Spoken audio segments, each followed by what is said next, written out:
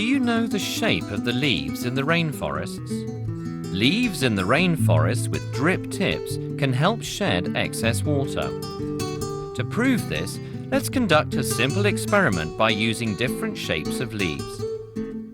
We need to collect 2 leaves, one with a drip tip and one without a drip tip. Put them into a glass bottle for easier observation. Then pour some water on each leaf.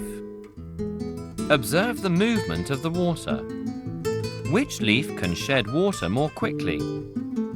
Normally, the one with a drip tip sheds water more quickly. This suggests why most leaves in tropical rainforests have drip tips. In rainforests, heavy rain is common. Leaves with drip tips can bear heavy weight of water because they shed excess water more quickly.